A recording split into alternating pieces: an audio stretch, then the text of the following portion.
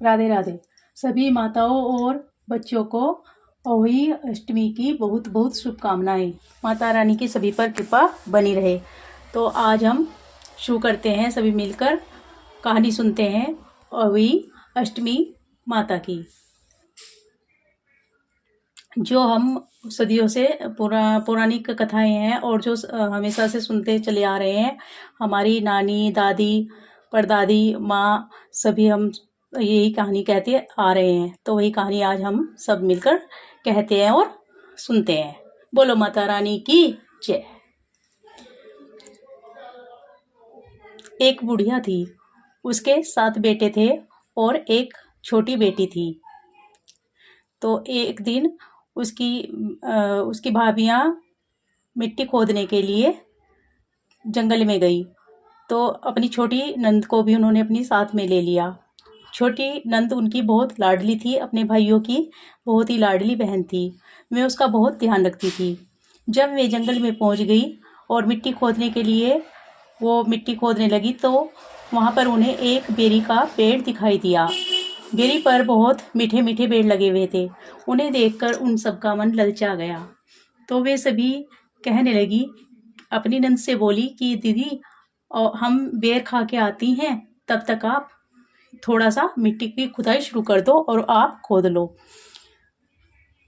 भाग्यवश उस दिन ओही का दिन था।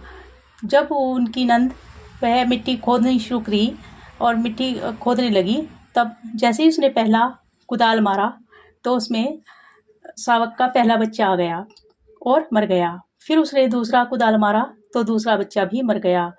ओही माता इस बात से बहुत नाराज थी कि यह बच्चों को मार रही है। उसने तीसरा कुदाल मारा और तीसरा बच्चा भी मर गया। इस तरह एक एक करके उसने 6 बच्चों को मार दिया।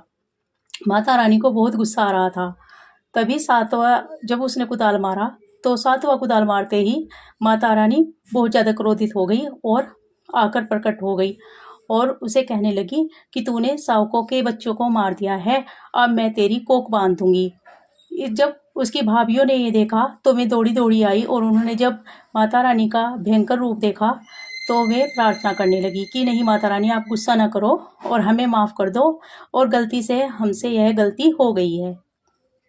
लेकिन माता रानी तो बहुत क्रोधित थी। वह कहने लगी, नहीं, मैं तो इसकी कोख बांधूंगी क्योंकि इसने इन बच्चों को आज वही अष्टमी के दिन मार दिया है।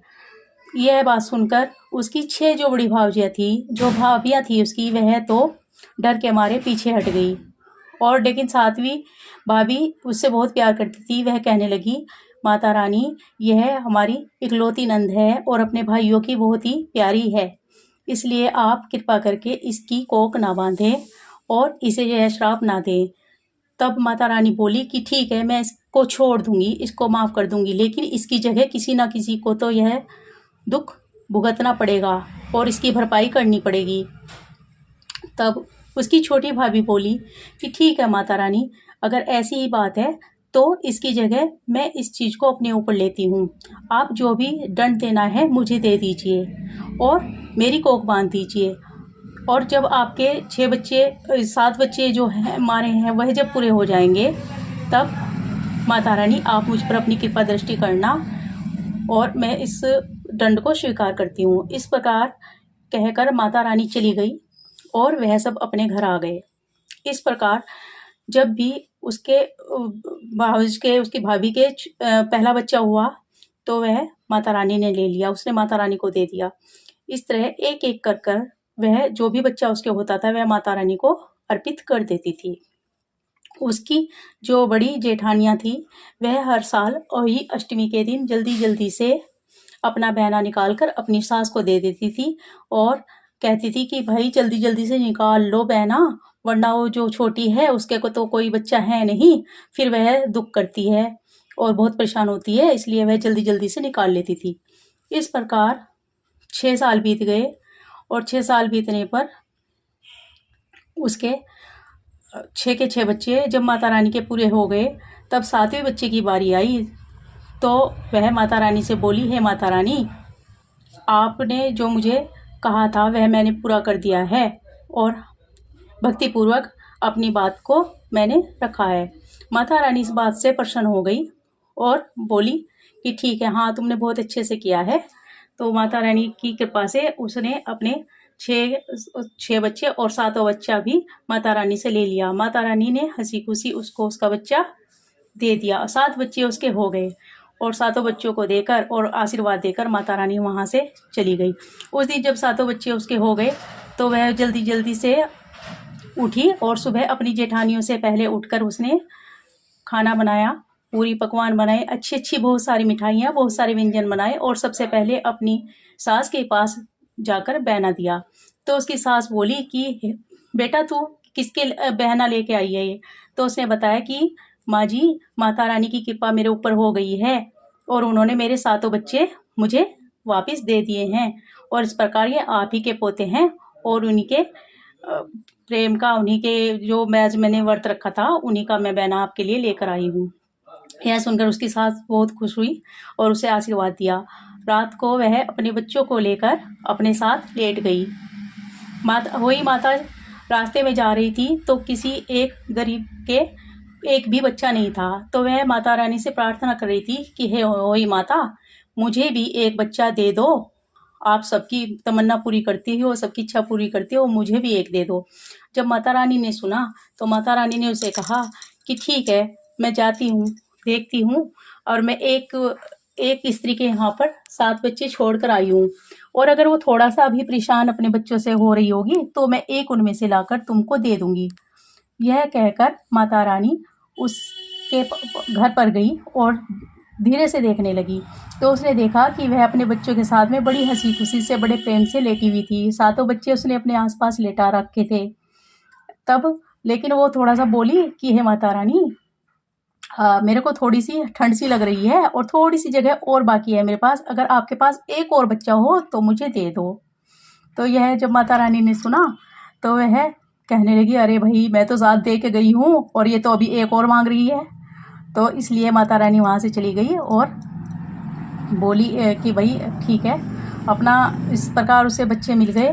तो माता रानी की जो प्रेम से भक्ति करते हैं, उनके ऊपर विश्वास रखते हैं, माता रानी उन सबकी इच्छा वो पूरी करती है। तो प्रेम से बोलो माता रानी की जय। जैसी माता रानी ने उस स्त्री की इच्छा पूरी करी और उसको बच्चे दिए, संतान दी, उसी तरह माता रानी सब पर अपनी कृपा दृष्टि बनाए रखे, सबके बच्चे बने रहें, सबकी माता पिता का और बच्चों का प्रेम आपस में बना रहे।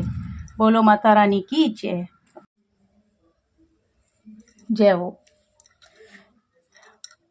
हमने होई अष्टमी माता की कहानी सुनी है और उसके बाद में अब हम चुटकुले महाराज जी की भी कहानी कहेंगे और सुनेंगे और उनका भी हम नाम स्मरण करेंगे। चुटकुले महाराज जी का नाम हम सबसे पहले लेते हैं और उनका नाम लेना बहुत ज़रूरी होता है और इसलिए हम चुटकुले महाराज जी जो हैं वो गणेश भगवान जी का ही रूप होते हैं और गणेश भगवान जी को हम सभी देवी देवताओं में सबसे पहले पूजन करते हैं।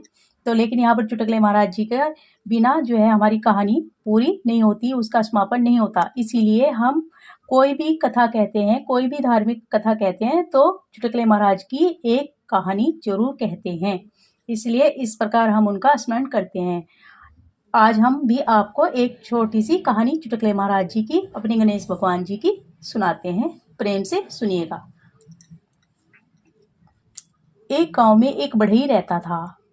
वह बहुत ही अच्छा था, सज्जन था और 4 बल्ले वह रोज घड़ा करता था। 4 बल्लों में से वह एक भगवान जी के नाम का निकालता था, एक चुटकुले महाराज जी के नाम का निकालता था और 2 से अपनी आजीविका चलाता था, अपने घर परिवार का पालन पोषण किया करता था।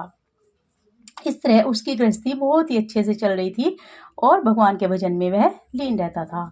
भगवान उससे बहुत खुश थे, चुटकुले महाराज जी भी उससे बहुत खुश थे। लेकिन उस गांव में और कोई व्यक्ति चुटकुले महाराज जी को नहीं जानता था। इसलिए चुटकुले महाराज जी एक दिन उस बढ़ई के पास आए और उससे बोले कि तो मैं तुमसे बहुत खुश हूँ। बढ़ई बोला कि महाराज, मैं आपको नहीं जानता, आप कौन हो, कहाँ पे रहते हो? तब चुटकुले महाराज जी बोले कि मैं वही हूँ जिसके नाम का एक बल्ला तुम रोज निकालते हो, चुटकुले के नाम का, मैं वही हूँ और मैं तुलसी जी के बिरवे में रहता हूँ। यह कहकर बड़े ही बहुत खुश हुआ, भगवान जी का बहुत आदर सत्कार किया, प्रणाम किया और बोला कि महाराज मैं आपकी क्या सेवा करूं। तब चुटकुले महाराज बोले कि बढ़ई मैं तुमसे बहुत प्रसन्न हूँ और तुम मेरा एक काम करो, तुम तो करते हो मेरे नाम का, लेकिन और कोई यहाँ पर नहीं करता है। मैं चाहता हूँ कि ये सब भी मेरा नाम लिया करें, ये भी मेरे नाम का कुछ दान पुण्य किया करें जिससे इनका कल्याण हो। तो इस प्रकार बढ़ई बोला ठीक है महाराज बताइएगा। तब चुटकुले महाराज बोले कि कल मैं सारे गांव में आग लगा दूंगा और तुम डरना मत। आग में जलेगा, मकान जिसके भी हैं, घर मकान सब जल जाएंगे, लेकिन तुम्हारा कुछ नहीं बिगड़ेगा। तो चुटकुले महाराज ने जब ऐसी बात कही तो बढ़ई डर गया और भगवान से विनय करने लगा, भगवान चुटकुले महाराज जी आप ये सब करेंगे लेकिन इसका सबका दोष तो मेरे ऊपर आ जाएगा। गांव वाले बोलेंगे कि जब मेरी घास फूस की झोपड़ी जो कि तू खड़ी है और बाकी लोगों के इतने पक्के मकान और महल वगैरह भी जल रहे हैं, तो वो सभी मुझ पर आरोप लगाएंगे और मुझे सजा देंगे, तब मैं क्या करूँगा। तब चुटकुले महाराज जी बोले तुम घबराना मत और मैं आ जाऊँगा, तुम चिंता बिल्कुल मत करना। इस प्रकार कहकर चुटकुले महाराज जी चले गए। अगले दिन चुटकुले महाराज जी की कृपा से वहाँ पर गांव में आग लग गई। आग लगकर सभी वहाँ पर जलने लगे। जब मकान घर खेत वगैरह जलने लगे तो सभी लोग बाहर निकल कर आ गए और देखने लगे कि सभी कुछ जल रहा है, लेकिन उस बढ़ई की झोपड़ी जो कच्चा मकान था घास फूस का वह तो ठीक खड़ा था, उस पर कोई भी आंच तक नहीं थी। तब लोगों ने उसे पकड़ लिया बढ़ई को और बोले कि तुम तो बहुत खराब व्यक्ति हो, अरे सभी के घरों में आग लगा दी और अपना घर जुगा तू है तुम्हारा है, ऐसा करते हो। तब बढ़ई डर गया और कहने लगा नहीं नहीं भाई मेरे को मत मारो, मेरे को छोड़ दो, मैंने कुछ नहीं किया है, तो चुटकुले महाराज जी ने किया है। तब वह कहने लगे कि चुटकुले महाराज कौन, तुम बहाने बनाते हो, कौन चुटकुले महाराज। तब बढ़ई ने आवाज़ लगाई हे चुटकुले महाराज जी आ जाइए और आकर मेरी जान बचाइए। अब चुटकुले महाराज जी उसकी पुकार सुनकर आ गए और आकर जब लोगों ने देखा तो बोलने लगे कि भाई तुम कौन हो और आग क्यों लगाई है। तब चुटकुले महाराज जी ने बताया कि भाई मैं चुटकुले महाराज हूँ और मेरे नाम का भी थोड़ा बहुत किया करो दान पुण्य, तुम सभी के नाम का करते हो, सभी के नाम का तो कितना ही किलो 2 किलो कितना भी निकालते हो, लेकिन मुझे इतना नहीं चाहिए। मुझे तो एक चुटकी आटे की अगर तुम निकाल देते हो या फिर एक थोड़ा सा जल हथेली पर रखकर चोलू में लेकर निकाल देते हो मेरा नाम लेकर, तो मैं उसमें भी खुश हो जाता हूँ, एक चुटकी मीठे में भी खुश हो जाता हूँ। तब उन्होंने कहा कि ठीक है, लेकिन हम कैसे जाने इस बात को। तब चुटकुले महाराज ने कहा कि तुम्हें अगर कोई संशय हो तो तुम करके देख लो, मेरे नाम लेकर थोड़ा सा जल छोड़ कर देख लो धरती पर। और गांव वालों ने कुएं से थोड़ा सा जल लिया और हथेली पर रखकर भगवान चुटकुले महाराज जी का नाम लेकर छोड़ दिया। अब जब धरती पर छोड़ दिया तब भगवान चुटकुले महाराज जी खुश हो गए और गांव में जैसा था उससे भी ज़्यादा हरा भरा गांव कर दिया, उससे भी ज़्यादा संपन्न और धन वैभव से भर दिया। इस प्रकार में लोग बहुत खुश हुए और भगवान चुटकुले महाराज जी का उस दिन से वह भी नाम लेने लगे। इस प्रकार चुटकुले महाराज जी ने उन पर अपनी कृपा करी और सब कुछ बढ़िया और सुंदर हो गया। चुटकुले महाराज जी ने जैसी उन पर कृपा करी वैसे ही हम सब पर करना। भगवान चुटकुले महाराज सब पर अपनी कृपा दृष्टि बनाए रखना, सभी को सुखी और संपन्न करना, माता और बच्चों का प्यार आपस में बनाए रखना और सुख समृद्धि लाना। चुटकुले महाराज जी हमारे वे हैं जिनके नाम का हम आटा जब बनाते हैं तो उसमें से एक छोटा सा एक साइड से तोड़ के दूसरी साइड में आटे की लगा देते हैं, वह हम चुटकुले महाराज जी के नाम का ही करते हैं। इससे घर में सुख संपत्ति और वैभव बना रहता है। तो इस प्रकार चुटकुले महाराज जी की जय हो।